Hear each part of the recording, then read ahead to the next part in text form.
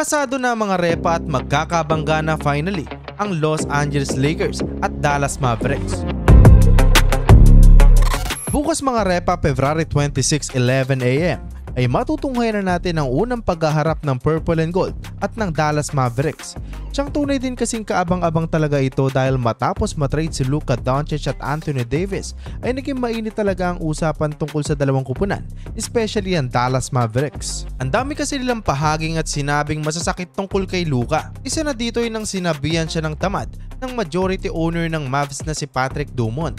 Pinahagingan nga din siya ng dati niyang coach na si Jason Kidd. Aniya ay mas nakakatira na daw ang lahat ng players ngayon ng Dallas matapos mangyari ang trade dahil ang player daw na tinrade nila ay involved sa lahat para sa kailang kupunan, na para bang sinasabi na mas nakahinga ng maayos ang kailang opensa sa pagkawala ni Doncic. Sa kabila ng kailang sinasabi tungkol kay Luka ay hindi naman pumapabor ultimo ang mga fans sa ginagawang hakbang ng Dallas Mavericks. Tila kasi unti-unti nilang binubura ang naging ambag ng Slovenian superstar para sa kailang prangkisa. Sa katunayan na kamakailan lamang ay naglabas sila ng video at makikitang tinakpan ng Mavericks logo ang mukha ni Luka. Bukod dyan ay naging usap-usapan din ng balita na di umano'y pinagbabawal daw ng Dallas Mavericks na magsuot ang mga fans ng jersey ni Doncic sa loob ng Mavericks Arena. Bagamat hindi pa kumpirmado ang ulat ay marami talagang umalma para naman kasi nilang niyuyurakan masyado si Luka dito. Makikita din kasi sa kailang ginagawa na para bang binubura nila ang legacy ang iniwan ni Doncic para sa kupunan.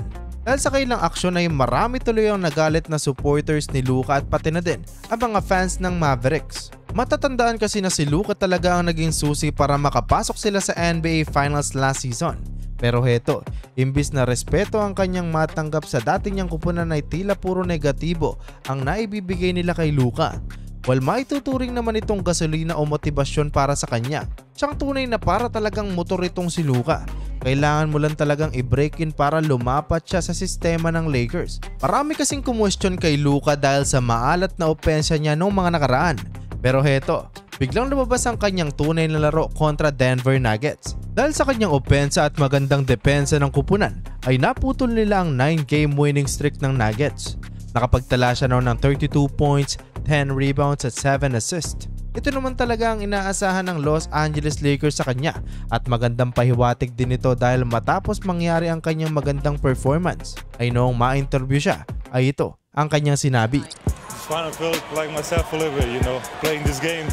This is what I love, so I'm just finally, being myself a little bit. So that's why I was smiling the whole game. Nakakatuwa lang mga repa dahil unti-unti na din siya nagiging komportable sa Lakers. Kahit naman kasi sino ay mangangapa talaga lalo na't kakagaling mo lang sa injury. Tapos nung handa ka ng maglaro ay nalipat ka naman sa bagong kupunan. Mahihirapan ka talagang mag-adjust at mag-blend sa bagong sistema. Kudos naman mga repa sa pinamalas na depensa ni Dorian Finney-Smith at Jared Vanderbilt na naging susi kung bakit nakuha nila ang tagumpay kontra Nuggets. Inasawa kasi talaga nila itong si Jokic at dahil doon ay nalimitahan nila ang opensa ni Joker. Ang gandang defensive scheme. Bukod dyan ay hindi mo din naman matatawaran ang ginawang depensa ni Gabe Vincent at Jordan Goodwin. At totoo talaga na hindi sa lahat ng pagkakataon ay makikita or mababase mo sa stat sheet kung magiging effective ba talaga ang player sa court. Dahil sa mga hustle plays at dedikasyon nila sa depensa ay naging malaking tulong talaga ito para sa Lakers. Kita din naman sa plus-minus rating ni Gabe Vincent na plus 17 na pangatlo sa pinakamataas sa buong kupunan. Patunay lamang ito na kahit na hindi siya nakakapag-produce ng opensa ay malaki talaga ang kanyang nagagawang impact sa loob ng court. Si Goodwin naman ay patuloy pa ding rumaragasa ang kanyang magandang depensa. Kahit na 11 minutes lamang siyang pinaglaro ay nakapagrehistro pa din siya ng 5 points, 2 steals at 1 block. Limitadong playing time pero pinatunayan niya na kaya talaga makapag-ambag para sa Lakers. Dahil din sa kanyang pinapamalas na galing ay hindi na din malayo na makatanggap siya ng regular contract lalo na't mapapakinabangan talaga siya sa playoffs. Sa kabilang banda naman mga repa ay kailangan din natin bigyan ng pansin ang ginawang adjustment ni LeBron James. Binigyan niya kasi ng pagkakataon si Luka para ma-showcase at i-take over mismo ang laro. Mapapansin kasi na bumalik sa traditional small forward role si LeBron James na parang nakikita natin panahong nag-uumpisa pa siya sa liga. Dahilan kung bakit mas naging aggressive si Luka at nakuha niya din ang tamang timpla para mag-fit siya talaga sa Lakers. Hindi na kayo siya naiilang tulad ng mga una niyang laro. Makikitang mas komportable na siya ngayon. Simpleng adjustment pero maganda talaga ang naging resulta. Kapansin-pansin din ang magandang impact ng pagiging all-around player ni LeBron James. Kung ating kasing titignan ay nagbago talaga ang role ni LBJ sa opensa. Hindi na siya yung madalas na nagdadala ng bola at nagpapatakbo ng pick and roll plays. Pagkus tila naging spot-up shooter at naging cutter na siya para sa Lakers.